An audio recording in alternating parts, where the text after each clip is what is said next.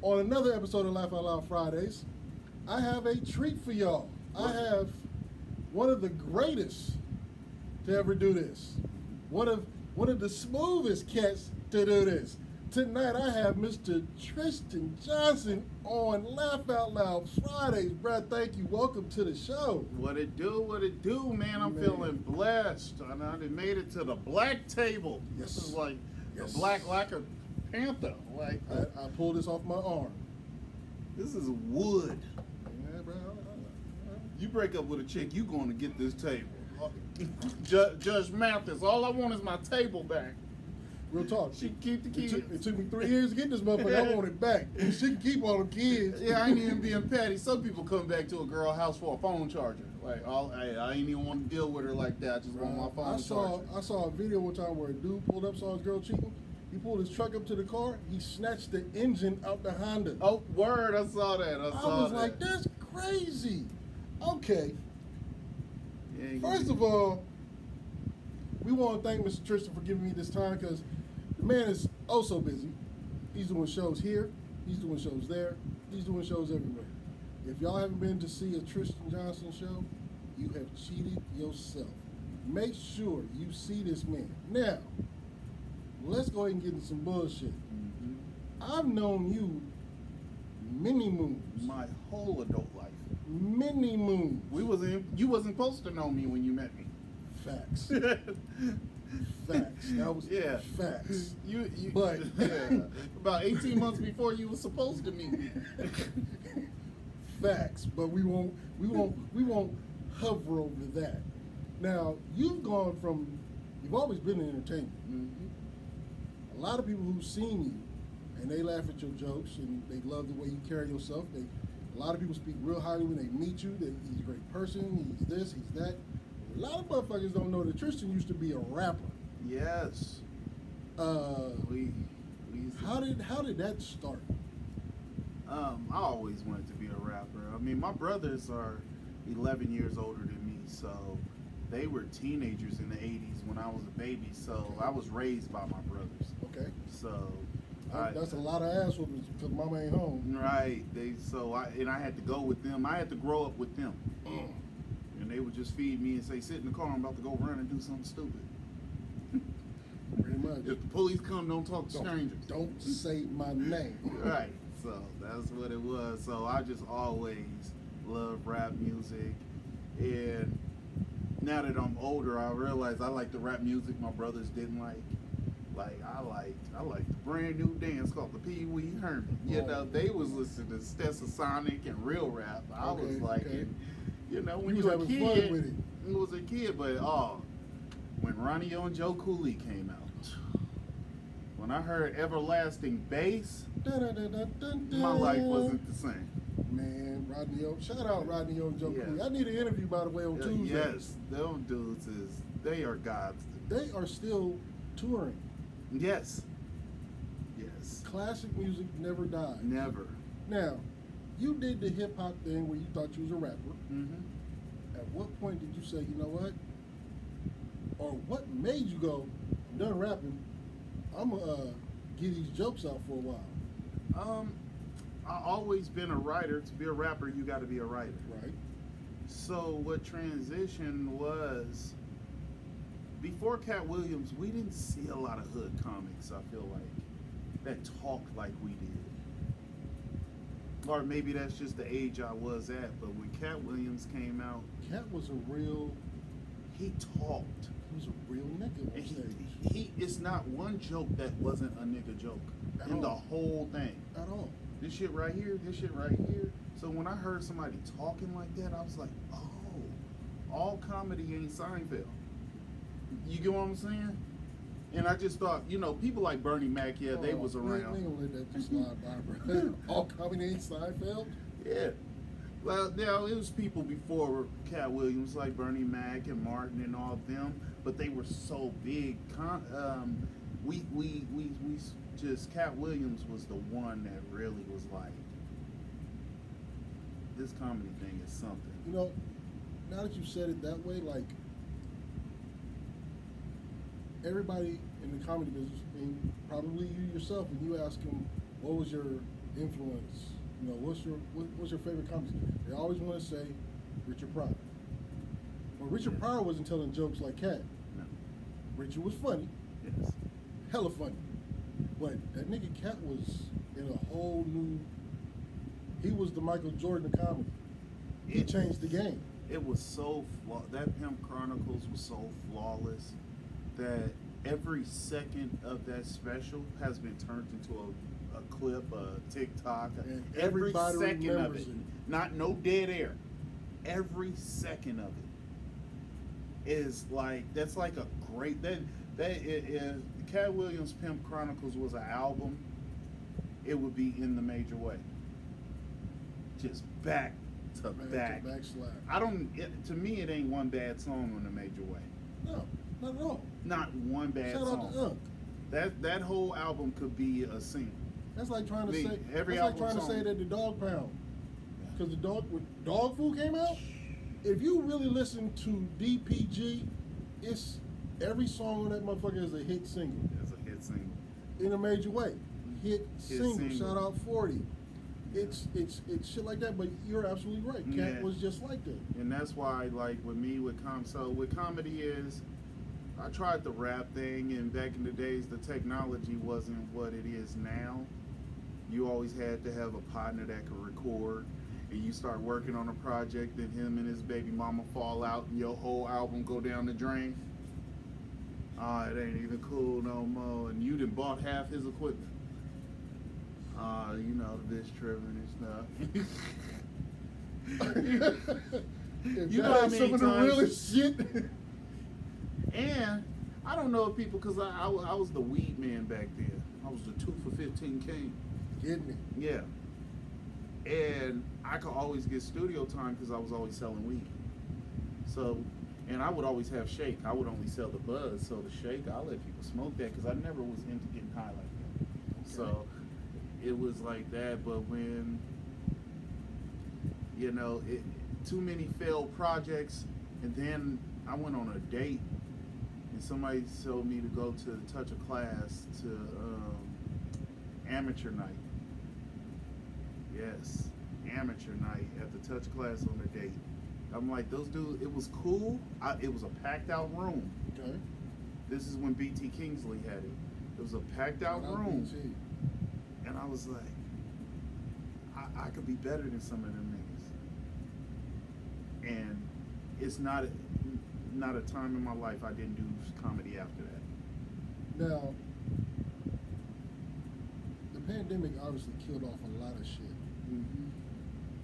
But it was a lot of underground comedy shows happening. Yes. Everybody was figuring out a hook, crook to everything. You were throwing a couple of them, bruh. Yeah, we did smoking jokes. Now, let's go ahead and get into that. Who came up with the master plan behind smoking jokes? My homeboy Hennessy, he was always a fan of us. He would come up to touch a class and see me, Rico, Michael Calvin, and stuff like that. So he always liked our comedy. But when it got shut down, he had like dispensaries and little warehouses. So then they started once a month, twice a month, doing that during the pandemic, and it was totally underground. We couldn't even show the address until the day of. We had to text people personally. It was really word of mouth. And Hennessy Hook, he called Michael Calvin. Michael Calvin called Rico. They both called me. They thought I wasn't because I don't smoke. Man, when I got there, man, and I'm telling you, that was a time to be alive. Now, help me understand this, because I've talked to a few comedians that have done some performances at some of the smoking jokes, and my question to them was, how did the crowd respond to you? Because everybody high. Right. Like, if you don't tell something funny, that room is going to really let your feelings get hurt. Well, it went two ways. I don't get high, but I'm the cameraman. I was doing so much stuff. When I got on stage, I've been hotboxing in the office for like 4 hours now. So now I'm getting on stage, and we're the only comedians, so you freestyling, you're high. So we were saying some wild stuff, and the crowd went on those rides with us. Like, what if you had an alien school bus driver? You know, what would you? It would be something that don't even make sense. Some people got better during the smoking jokes, and some people got worse because it was a different style of comedy. It was like sometimes if you could really kill it, or you could just say something hella interesting in the crowd, be like, wow. I just can't imagine a room full of cats hiding in a motherfucking kite. Yeah. Can't function, stuck. Right. Actually understanding jokes. Right. Like, you know, I guess it's still going on. Well, them niggas smoke every 5 seconds anyway. Yeah. Rico and Michael Calvin. Me, I don't, when I get high, because I wasn't at work or nothing like that, when I get high, I just got to be busy. Okay. So you get to clean the whole house. I would set up the cameras, set up the stages, make sure the speakers was right, make sure everything was right. And then they were like, Trish, you next. And then I said, all right, I just need to hit one blunt, one time. Not more, not less. And it had to be right when they calling my name because I hate being high. As soon as they said, then a movie started and I would get home because I was recording it and I was like, I am a dope ass comedian high. But I can't get high. Okay, so that's not something you can actually put into your pregame thing. Shit, I'm still telling the jokes that I said as smoking jokes, and now I'm saying them sober and I'm structuring them right. I was like, I would have never thought of this shit if I wasn't high. So I ain't got nothing against people that get high. No.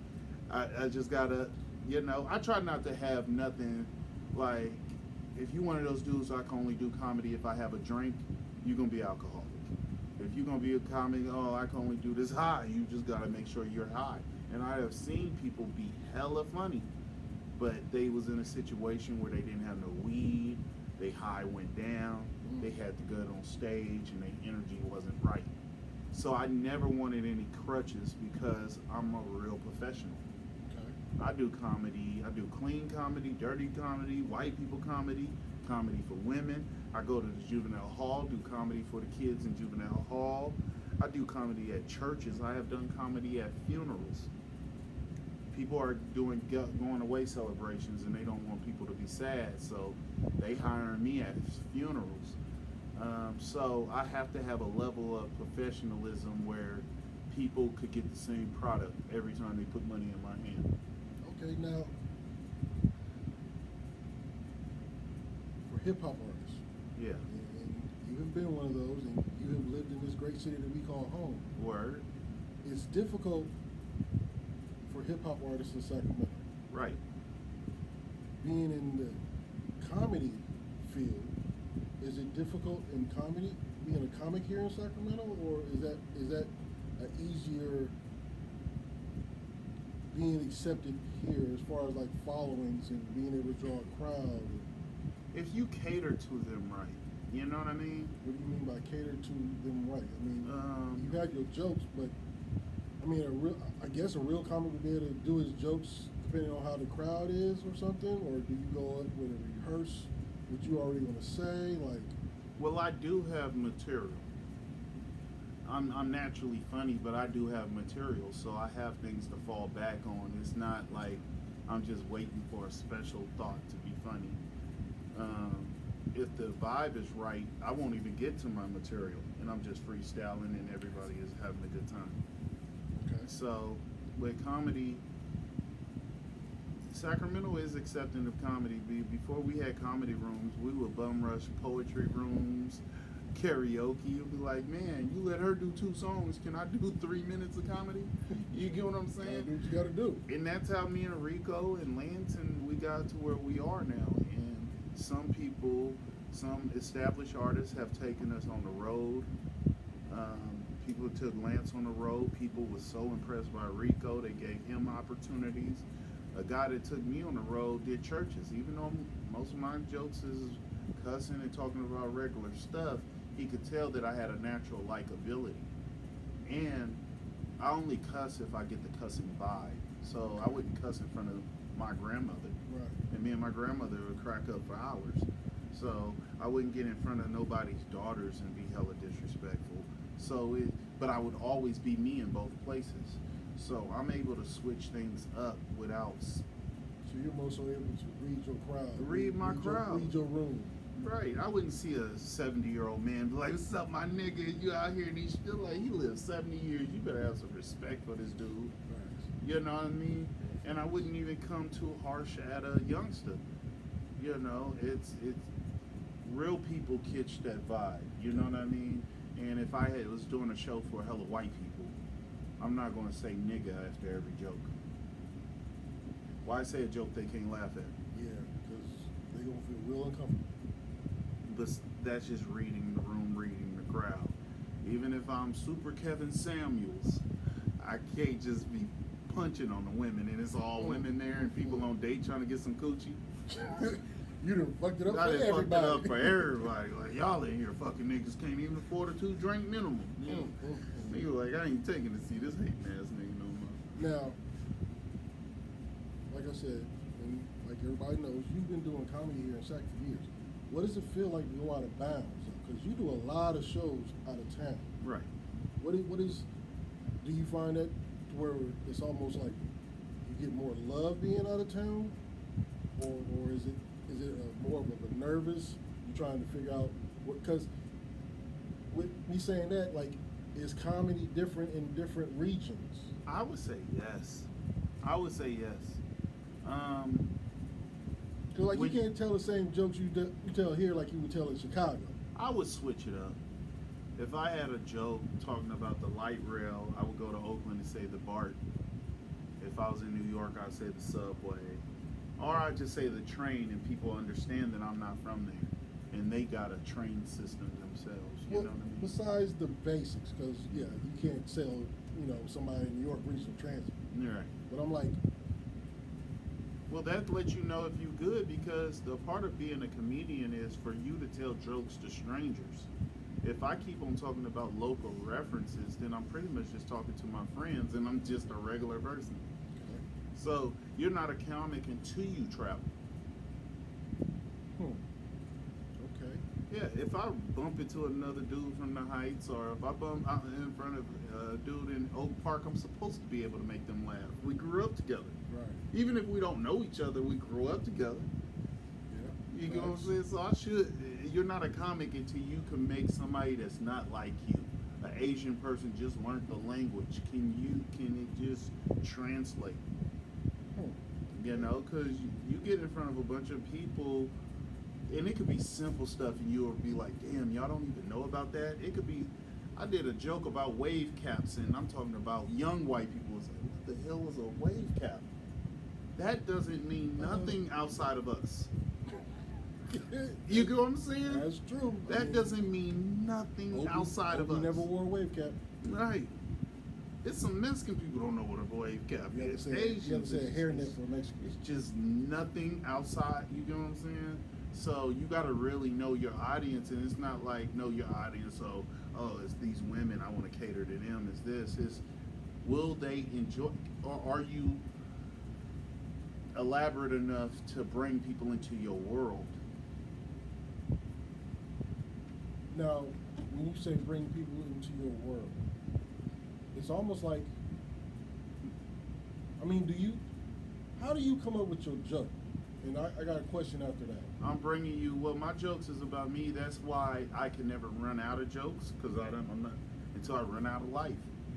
My jokes, you hear a Tristan Johnson joke, you gonna know that I'm from Northern California.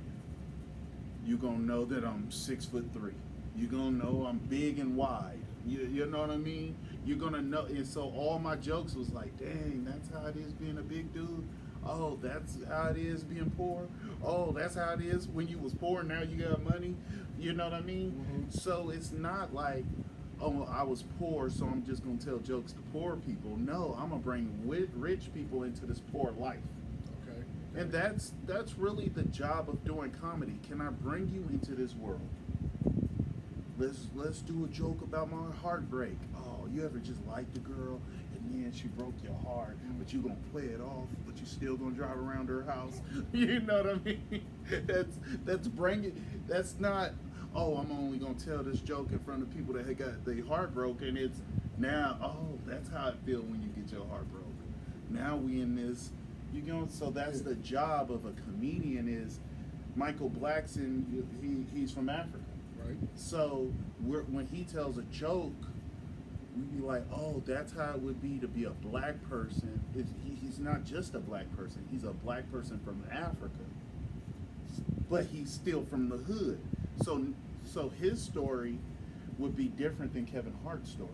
Right. And Kevin Hart's story would be different than Bernie Mac because Bernie Mac is big and black. Kevin Hart is short and black. And Kevin Hart, in his jokes, he'd be like, oh, people don't look at me as a thug because when I sit down, my legs swing. I remember that. I could never tell a joke like that. No, definitely You get not. what I'm saying? And when I tell jokes about, say, my size, my shape, my personality, my fears, my likes, my dislikes, anything that's about my personality, they be like, damn, what if I was a gangster and I was scared of rabbits? You know what I mean? That could be if you got jokes about that, you'd be like, damn, I didn't even think gangsters could be scared of stuff. Especially something that petty. A rabbit. You get what I'm saying? Yeah. It's like, why did you snitch? You put the goddamn rabbit in the room and shit. The motherfucker started. Wow. But you don't get to pick your phobias. Yeah, that's real. But a rabbit, bro. Right, yeah, right. Something peddling. That's where comedy come in, the level of ridiculousness and the realness. What is okay? What is okay for a thug to do and ain't supposed to do? Okay. You know, how you put lotion on your legs like a gangster? You gotta put lotion on your legs. Do you do it like a DJ? Nigga, I'm just doing this real quick. Okay. I never thought of some shit like that before, But you gotta put on lotion. you gotta put on lotion. And that's where comedy comes from. It's like, y'all know, every person is a person, Right. and we all do something silly, so we should all not take ourselves too serious. Okay. Okay. You know, like anything could be funny. A mortician, this dude gotta hook up dead bodies and stuff like that. You know, like what if he hella good at massages? Like, where did you learn that from? Okay, let's go. Where is your fucking thought process? Because That's being thugs putting lotion on their legs and morticians that are good masseuse. Like, what the fuck? Are you high now? This is my job. I have to. Your joke has to be interesting. Sometimes you could have a joke that's just so far to a moon. People are like, that's corny. I'm not connecting. I've seen those jokes before. But if you, my favorite comedians is the ones that go after that.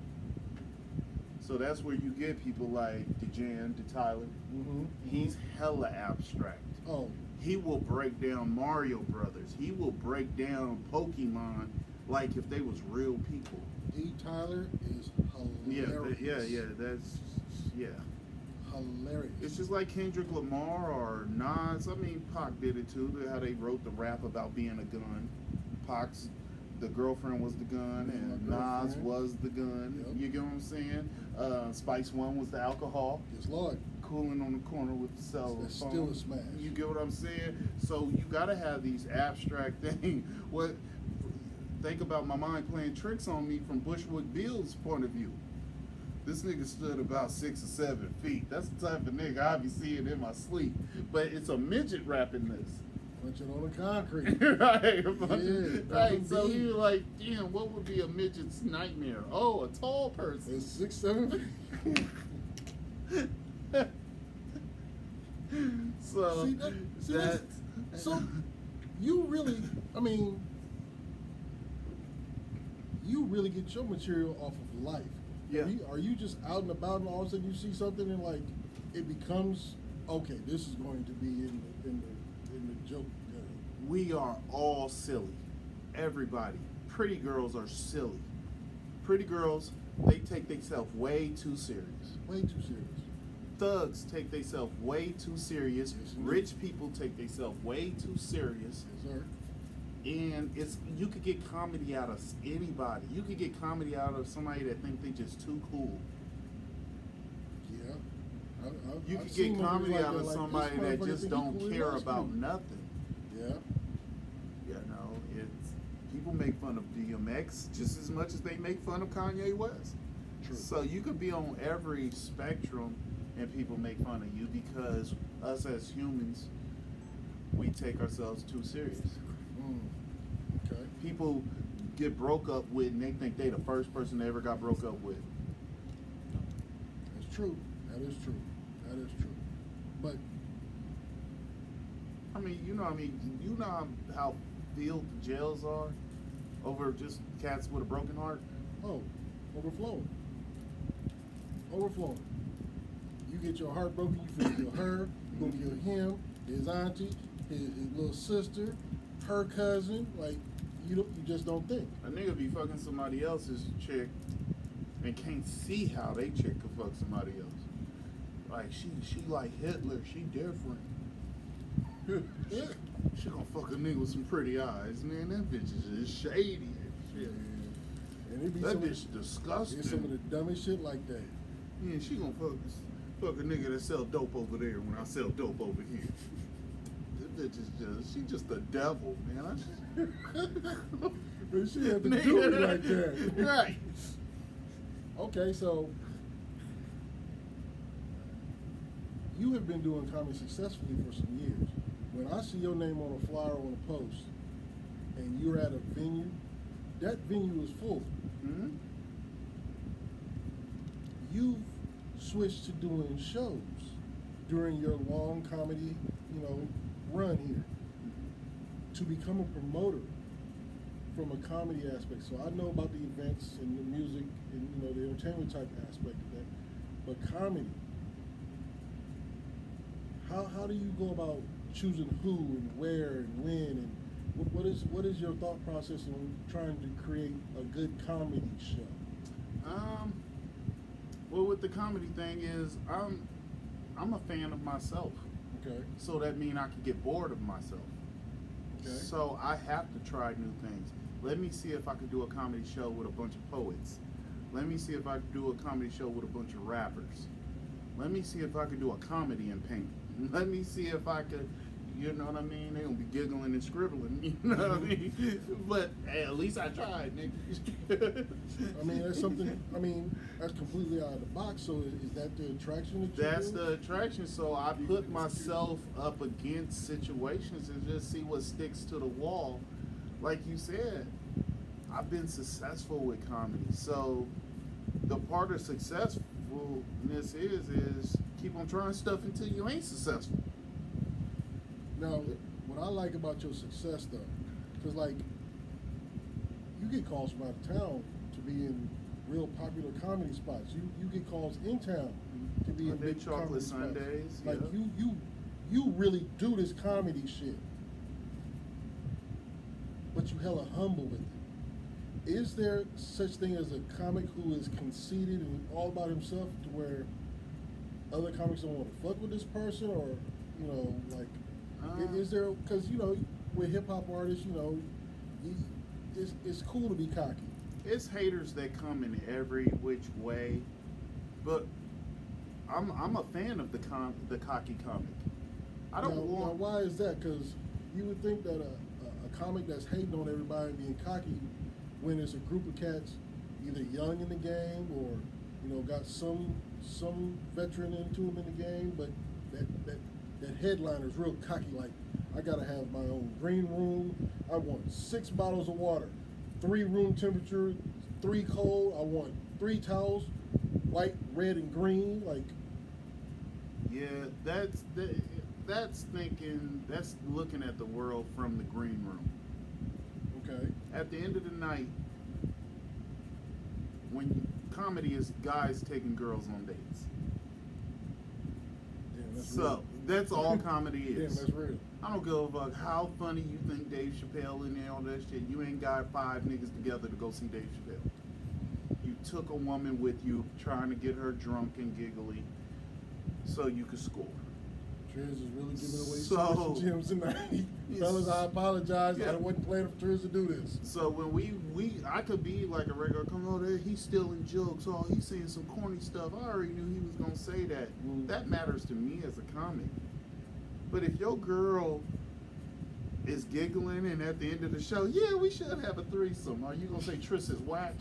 Hell no. You like, I'm sitting in bottles man, in Trish's I'm taking room. ew. Every time a girl go see Tris, man, we always do some weird stuff. Triz got a tip jar on the stage, throwing dollars, 20s, and 12s in it like. When I Triz is say about that a business. comic's job is to make sure the audience have a good time, that means I want my fans to be like, yeah, man, yeah, you took a picture with my girl, yeah, I took her home that night, man, she was cool, she was big, she was it. I'm just y'all supposed to have a good time after y'all leave my show. Now, obviously you've done great shows. Mhm. I've seen you a few times on shows, and it hurts. You have me in tears at the end of the show. Do you get recognized around town, home? People want to, hey man, you were great. Can I get a picture with you? Do you get that? Yes, and that could be dangerous because, like you said, you know who I roll with. Yeah. And I had to leave, my Yeah. homeboys, they, Yeah. when I started doing comedy, they didn't think I'd be doing comedy with some weird ass white dudes and stuff like that. I'd be like, this is what I get paid to do. This is my hustle. These are my knocks. That's a great way of saying it. So, my homeboys, like, they don't understand, like I put myself out there. People are supposed to know me. After I made you laugh, people have given me clothes, cars, invited me to, I did people's funerals. People have given me clothes. Like I'm saying, just off of being funny, they'd be like, oh, come to a Raiders game. Come to a Warriors game. You somebody's friend. As soon as you make somebody laugh, y'all friends. Okay, so what is it? What is it about comedians and some of the baddest women you'll ever see in the crowd? Women are emotional creatures. They want to feel good. You make cats want to walk around with joke books, bruh. Right. Women want to feel good. Yes, I have fucked outside of my league. That is a great way. No way I of would have got that saying it. Gucci if I wasn't the person that I was. Because now everything is a flaw. Every flaw is what makes me special. But me being so street, like I had a joke about having wide hips. I got my mama's hips. Do you know I was walking through downtown Oakland and a Town nigga business. came up in front of me and shook my hips? Now, when do you not fight a nigga over that? Triz, When do you not fight a nigga if he was happy as hell to just shake my... I'm like, I am violated. Triz. But if I didn't make him Triz. laugh like that, Triz. he got on fire time. Yeah, I shook the hips. He told some other nigga. I'm You like, was what in the... Oakland. Violated. Y'all be getting bipped. I be getting my hips shook.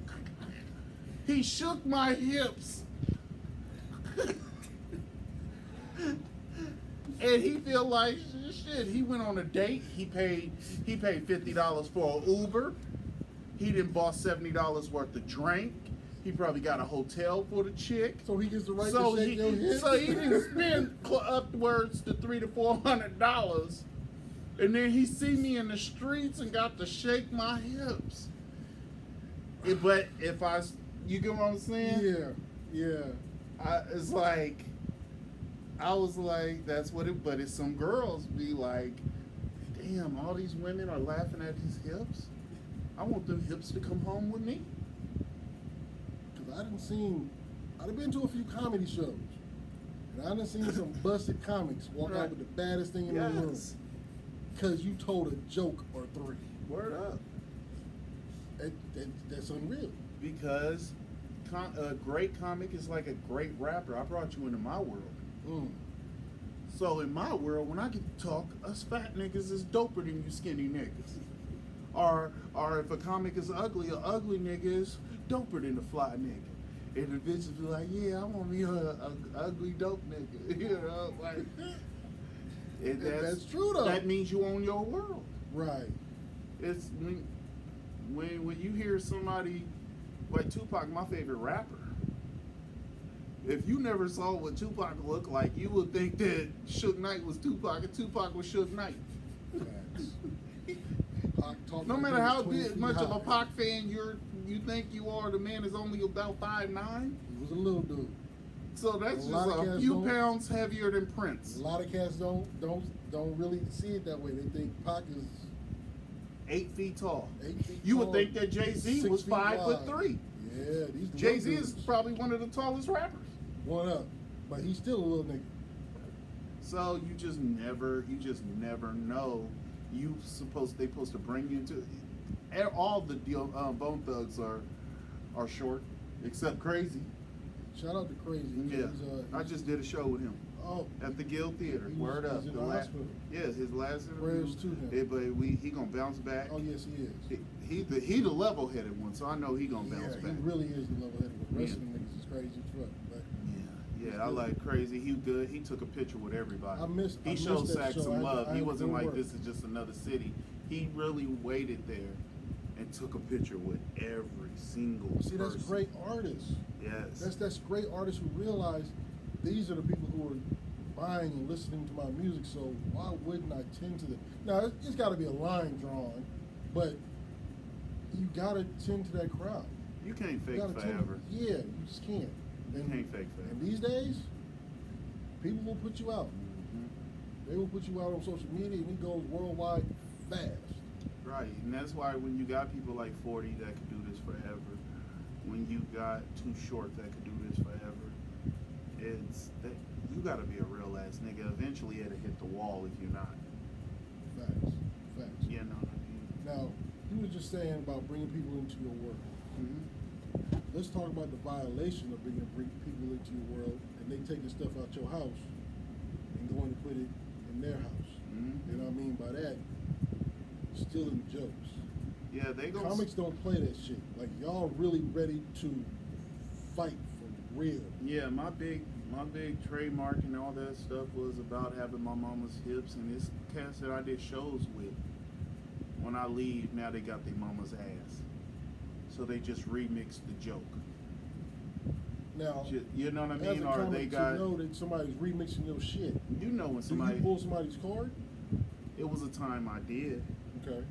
I had to grow out of that because it's just people don't care why the negativity happened. They just like, does it got something to do with you? So me, I just had to continue to be great, and no matter what you steal from me, my jokes are so dimensional. You gonna tell on yourself trying to steal my jokes. I don't tell one-liners. I set up a world. You get what I'm saying? Mm-hmm. You can steal a car, you can't steal a parking lot. That's real talk. So then they gonna know where that car came from. That's real talk. The parking lot. That's real talk. You know what I mean? So go on and steal. Say, yeah, I got my mama's thighs. You know? And then don't got the rest of the jokes to support it. I can tell you when I was born with my mama's thighs, when I went the first day of school with my mama's thighs, got married wearing my mama's thighs. There's so much built around it. You just gonna say a one-liner about having your mama thighs and think Finna make it you big. can't steal my jokes. Hmm. Yeah, this ain't 15 years ago. Okay.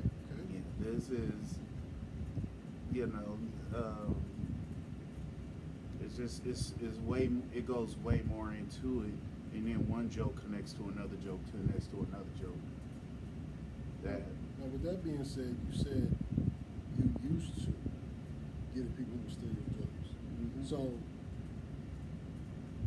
a lot of the OGs is coming back into the rap game.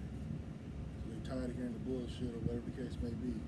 And they don't respond like they did when they was in the game years ago, because jail is a real situation and overnights are not comfortable there.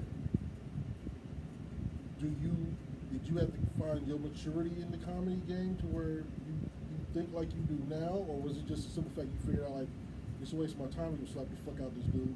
well, I grew up. I started comedy in my mid-20s. Now, that being said, because you had to grow up in the game, you started mid-20s. as a rookie to the vet you are now? Were you funnier then, or are you way funnier now? Like, because all this in your 20s was new material that you were able to come up. You've been doing comedy well over what? How many years now? 15. 15 long ass years. Now I know that every little nuance is funny. When you first start comedy, you want that one big joke. You know what I Okay. mean? That one big joke. I'm gonna cook Big Bird and fry that nigga. That's hella funny. That is funny though. You know what I mean? That's just one big joke. Okay. But now, I know how to make people laugh even when I pause. Let that breathe. Let y'all sit on that. Y'all might see Dion Cole do that thing. He might tell a joke. Once y'all think about it, then the roar gets bigger. That's when he's writing on the notepad. Yeah. So I have the actual skill set to know when it's time to speak, talk, when it's time to let them breathe. Don't give them too much hints of the joke. Okay. Pull back, maybe give them something they remember, like if I make a joke about a song lyric or a TV show or something, so I just have way more tools in my toolbox now that I don't have to tackle just one crazy subject, like, bitches, baby mamas be having niggas in prison, they be selling them packages and shit like that. It's like, that was at that level of the game, which I was funny as hell, and I still got those videos up, and I still go back and watch them to remember, like, where I come from, because it's just like with rappers when you hear Baby Boy, not Dave, Andre 3000. I was telling jokes from a young, poor, hungry person. Now I'm telling jokes from a person that get paid every time I talk. So you didn't turn Jay-Z in your game. Yeah, I'm gonna be on top whether I perform or not. Okay. I rent the stage. I got the sound, the PA system.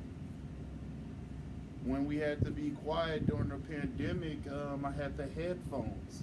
I own all these things. I own the tables, the chairs, the stage, the lights, the cameras, the tripods, the stage lights, the green screens. That I make. My money is making me money even if I'm not at the venue. Okay. So yeah, that's a Jay-Z spot of it, because some people, they just like to tell jokes. But are you gonna tell jokes to people that can't sit down? Can't see you on the stage, Yeah, can't hear you. they can't roll up their weed if they ain't got a table. So I own tables. You know what I mean? And if the world shut down again, I could go find somebody with a farm. I got lights, I got heaters, I got chairs, I got tables, I got church tents. Damn, Chris. Yeah, I could. Yeah, all my friends say, Trish, you crazy for owning all this stuff, and then set all that stuff up, and then I headline. It ain't like I own all that shit and I'm not. But I look at the world from being a DJ Quick, a Dr. Dre, a Soulja Boy, a Kanye West. They can make the beat and rap on it. Yeah. They can edit it, make sure it sounds. So they think about the full songs.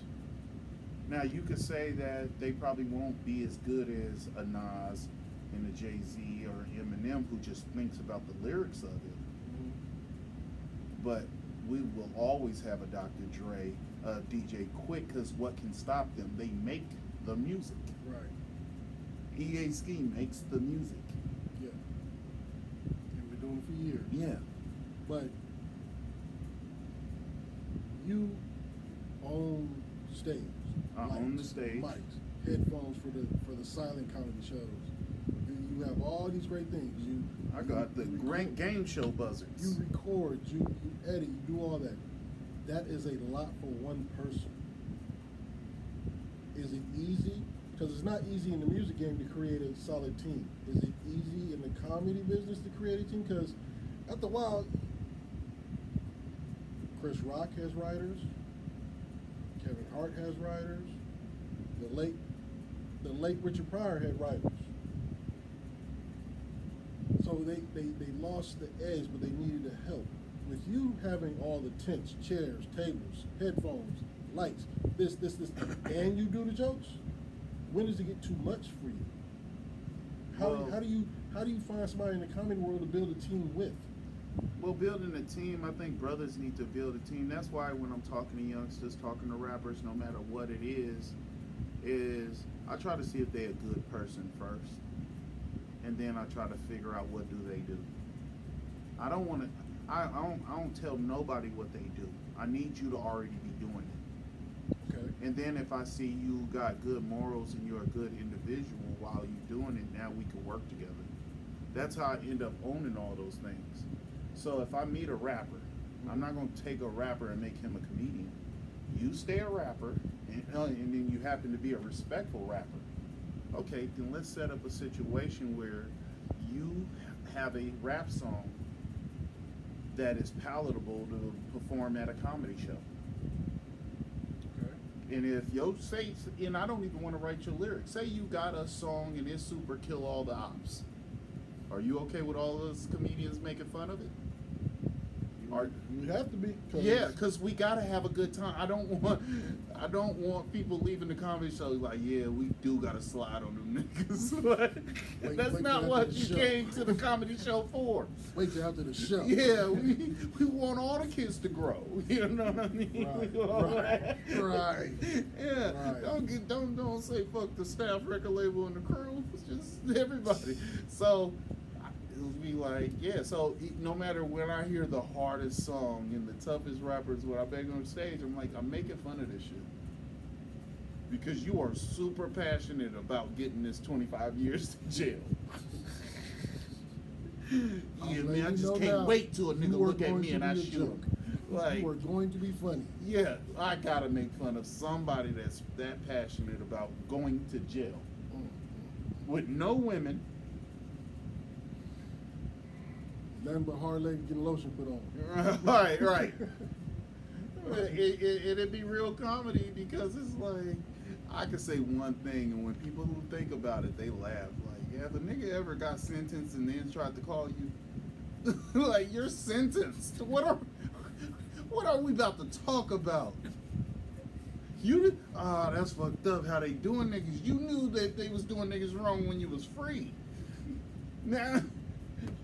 Now you want me to pay for this phone call to tell me how they doing niggas? And I never met a nigga that went to jail for hurting a white person.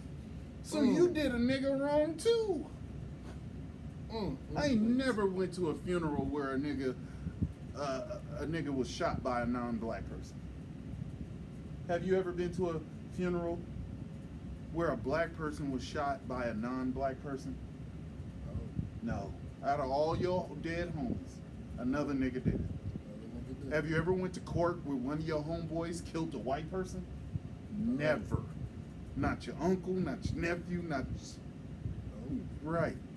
I only know black on black crime. So telling me a sad prison story at this in my 40s, I'm not here for it.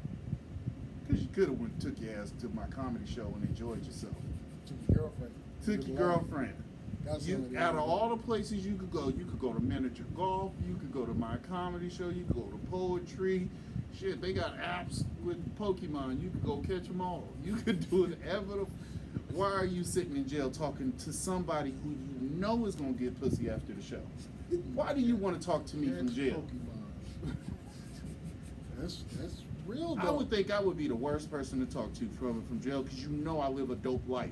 You know I just got done laughing with hundreds of people. And paid to do it. And had to take pictures with bitches. And then had to sell merchandise. So I'm living the time of my life. Why would you want to talk to me while you're in jail? That is some of the realest shit said. That's real talk. Cause I gotta lie when I get on the phone with you. Yeah, man. I'm just you in jail, man. It really ain't that much coochie out here, honestly, man. It's not, man. I don't know where all the bitches, nothing but niggas at my show, and they ain't laughing. I gotta lie to you. I gotta lie and tell you I'm not living a great life. 702 Paris, you absolutely right. Stop lying. Right. Stop lying. Thank you. 702 Paris, thank you. Right. That's You real know talk. why did you? Because they don't. Nobody living wrong called me when they fucking up. They called me once they caught. When I would get that call, the dumbest question I would hear, what you do today, dog? Right. I went outside. Right. I put on my own drawers and socks. I ate food that looked like food. Right. What'd you do today, man? You know, woke up with the child. Fight haven't got on lockdown. Nigga, how you on the phone? Yeah. Stop calling me. This shit is expensive. Yeah. I'm not that rich. I'm not that famous, but I live a better life than somebody that just killed somebody. Mm. If you killed somebody in the last 6 hours, Now, I live a doper life. I'm about to do something way on my hardest day when I'm on a treadmill. There's a bitch to the right and a bitch to the left, sweating her ass off. in some fantastic yoga pants. Right. So don't go to jail. I would never invite you to go to jail. I never say, hey, I got this situation. Everything is, it's being a comedian is almost a religion. Like some religion, God is everything. Yes. God is in everything. So that means everything could be funny. You ever had to move by yourself and nobody helped you? While that's happening, that shit sucks. But if you was to tell it in a joke, you know how funny explaining carrying a couch up some stairs by yourself? You get what I'm saying? So your worst day is funny if you make it through that day. So comedy is automatically anti-suicide. Everything is funny if you make it on the other side of that day. Now, everybody listening and watching, if you ever go to Tristan's show and you hear this subject be a joke, you need to let me know because I need my credit. I'm gonna need my credit on this joke that you already cooking up in your head. I'm gonna need that, bro. Right. I want And my credit. everything is funny to me. Everybody is funny to me.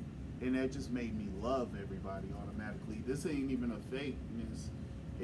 I'm a creator of joy. So when somebody is in traffic driving too slow, I'd be like, why is this bitch driving too slow? And then I go into all the selfishness and all the stuff that go on. Don't she know I gotta I got somewhere to be. Why are we on your time today, man? Yeah. Move.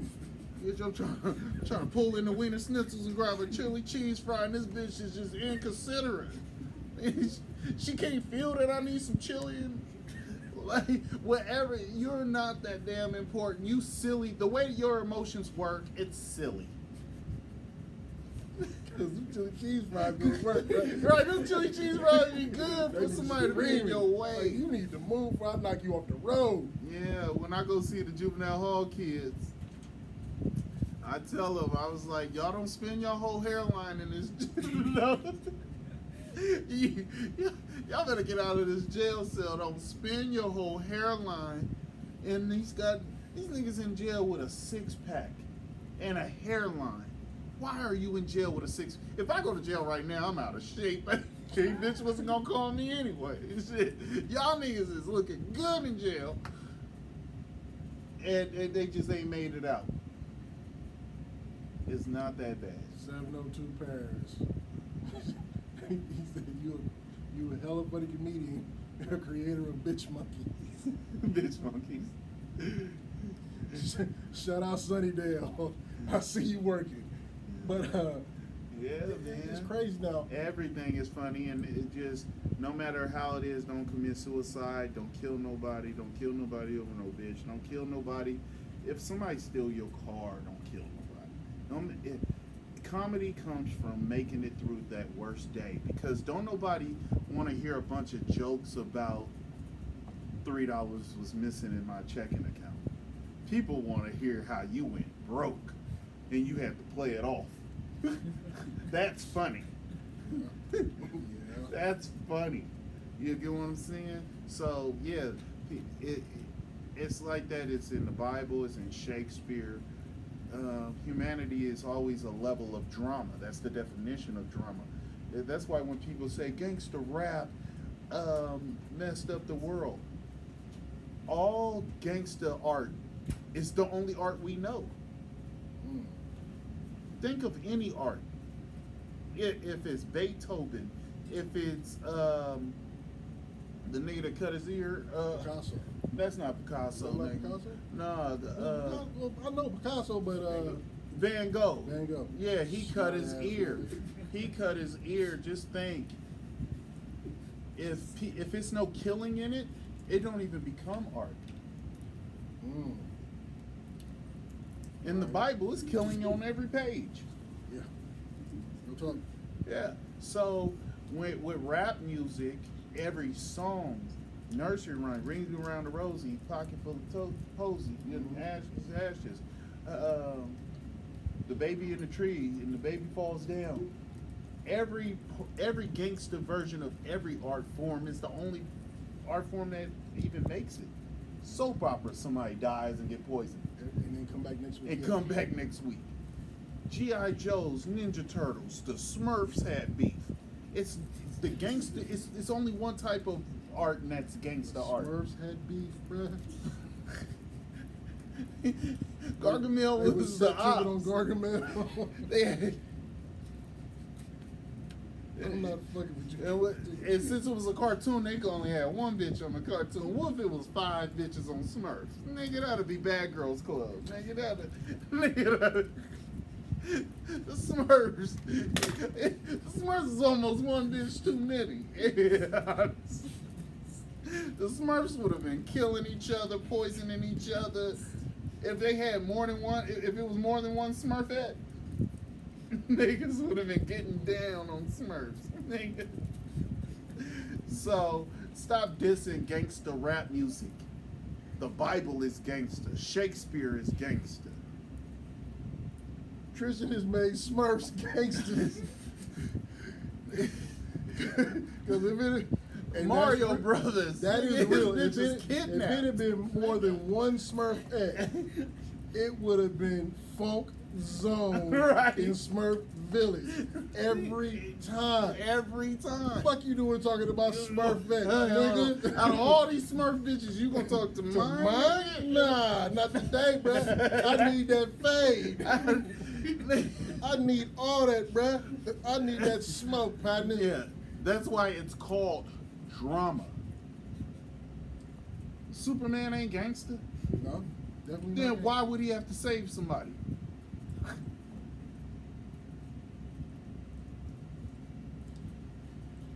It's scary in your mind, Tristan. It's scary in there. Right. bruh. So it's no such thing as gangster rap music. When people die in rock and roll, they die in R&B. Well, what killed me was that was like, if a fight happens at a rap concert, you go to a rock concert, it's about 30 motherfuckers in a pit beating each other up. These niggas bring barbed wire to the show, nigga. And get in. Whoa, nigga, Get in wait, the have you show ever with it. went somewhere and said, "Damn, y'all niggas left the barbed wire"? Nigga, I kind of don't even want to go in. Nigga, ooh, I didn't know where you could buy barbed wire. Nigga, these niggas is bringing barbed wire in case they favorite rapper, they favorite rock and roll star jump off the stage, they could catch him with barbed wire. Okay, let's bring this back in, because, woo. Yeah. But when niggas do it, it's wrong. Now, with that, you're doing comedy in the juvenile center. Mm-hmm. I have to watch what I say. I can't motivate them to go have sex. I can't, because they're still under age. I can't motivate them to break out that motherfucker. But I can motivate them to appreciate their life when they get a second chance. Some of them are 17-year-olds that's about to go to the big house. Some of them got to ride it out until they 24. So, but I just got to tell them that it's only one reason y'all not loving yourselves right. Y'all proving y'all tough by jumping a security guard. Y'all proving y'all players by running trains on a young girl. Like that's what juvenile hall kids go to jail for. Stealing cars, jumping security guards, and running trains on a non-attended child. You know what I mean? So I just let them know that, doing things in groups or breaking in the house in groups, y'all think that that's worth it? It ain't. It ain't. And the comedy stuff, y'all breaking in the houses, them people was gonna put that in the garage sale the next week. Y'all going to jail for something that was gonna be in the 2-cent pile. See me doing the show. Y'all want to try and call in? Oh no, I did. Yeah, stop playing with me. Yeah, so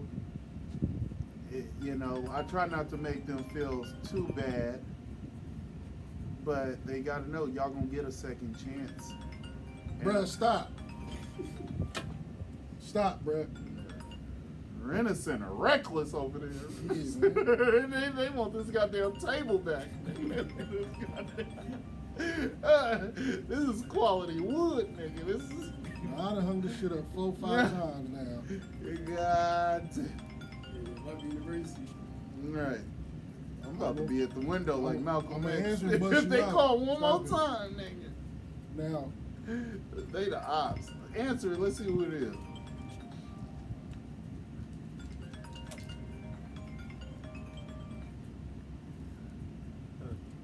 No, they didn't.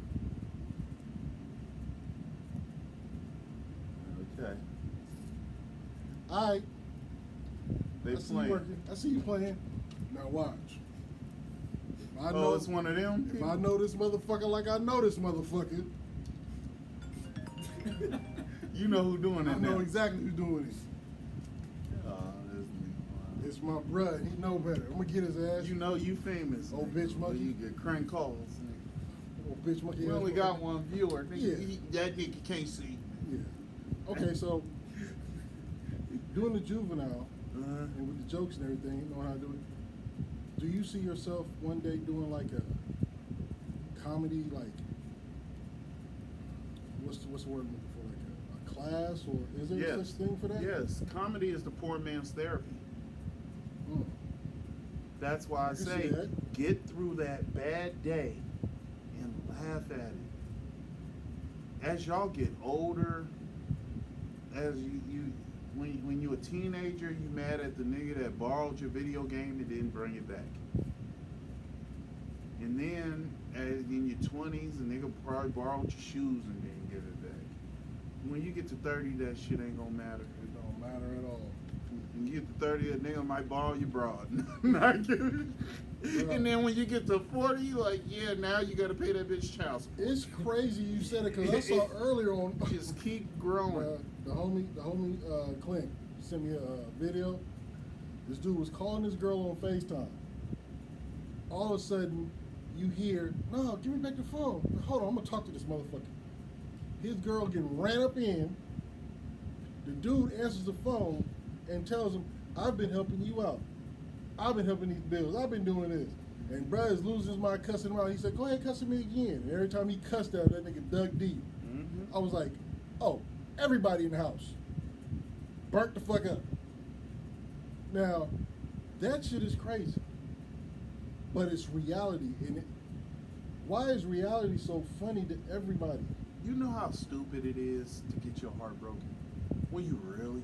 What makes a person qualified to hold your heart? You know you know who would treat you right.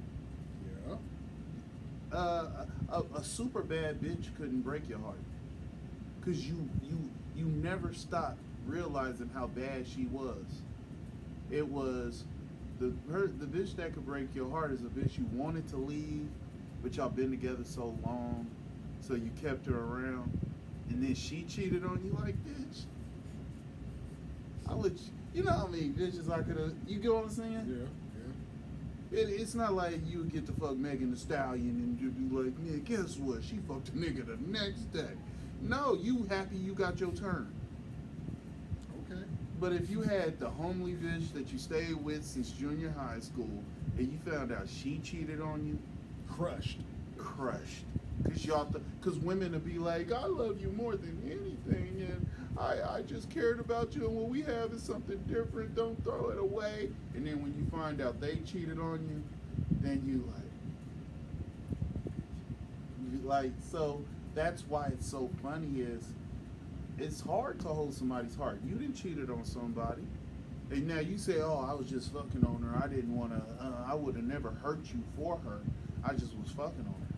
A woman can't say that to you. Oh no, I was just sucking his dick, but I know you're supposed to be my husband. I just, his balls was just looking lonely. I'd take care of him for you. Wow. A woman can't say the shit back to you that you say to her. Right. You know what I'm saying? So that's why it's so funny. It's we all do stupid shit. We experiment with drugs. We do all A kinds lot of of motherfuckers stuff. like to stay with toxic bitches. Stay with toxic bitches. Which I've never understood. Right. If you with a woman, she busts your motherfucking windows out of your car, oh, we done. We done done. But because the cookie might be good, or and it goes both ways. It's not just dudes, because some of these bitches, you tell some of these crazy ass bitches, I don't ever want to see you again.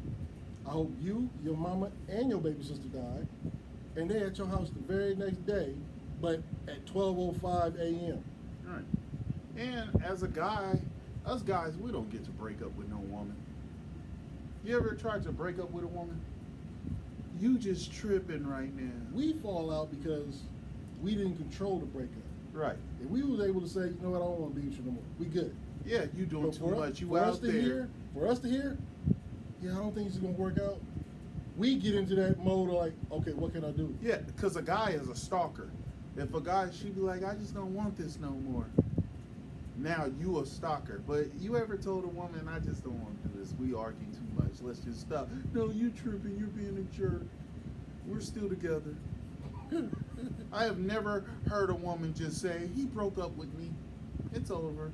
No, they say, I caught him cheating. It can't just be, he just stopped calling me. No, women don't go for that. A guy can never break up with a woman. She got to be either your victim or she got rid of you. I had to tell his broke ass he couldn't drive my car no more. And this is the moment of truth. That's real. Or I was such a victim I couldn't find myself. I had to break up with him so I could know who I was. A woman don't never say the nigga just found a new girlfriend. You can't just break up with a woman. You just cannot. Yeah. It's not a successful thing. Yeah, any of y'all think about how y'all relationships ended. Your story is not her story. It definitely is not. Definitely is not. Yeah. Definitely is not. Yeah. I never heard a bitch just walk down the street. Yeah, I didn't make the cut. I had all that dick I sucked. I just wasn't cutting it. Women don't talk that way. No, he was so narcissistic, guy. We couldn't go no further with this. This motherfucker making it hot in here. This shit is crazy. Women ain't practical. Not at all. Bruh, I know you busy. I would love to have you stay longer, but we brother, you know, I'm gonna call it when the homies call. You know, I'm gonna fall through here, man. This is years on end, man. You was probably one of my first business owning homies ever. So that's an honor. I'll take. That's what I'm saying. You gotta look up to somebody, and I remember you having that and learning, like, you know, when I through my comedy shows, it was, what would DJ Shadow do? You know what I mean? What would he do? Okay, he would have somebody work in the door. He would get some flyers. He would pass them out a week before. You know, and you was doing this before it was such thing as social media. Maybe we had MySpace. Maybe a little bit before then, but yeah, maybe. Yeah, I remember when MySpace came, so I know it was before that. Yeah. You know, just think about when we started, everybody was alive and it seemed like social media made motherfuckers lazy. Right.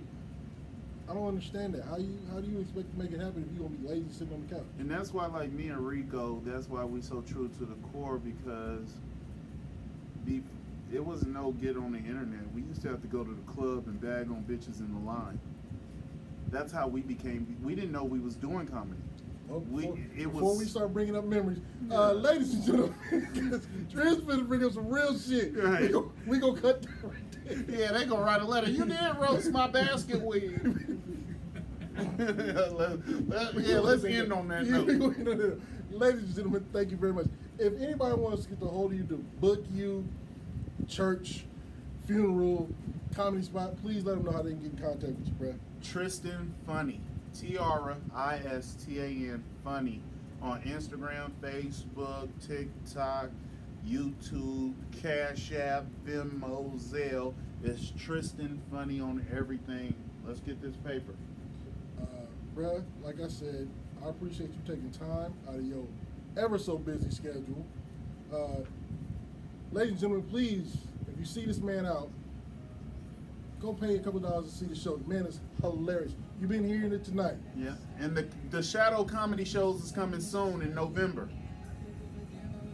at the Guild Theater. We wouldn't both say all that, but here we go. We're going to do that. But I just want to thank everybody for tuning in.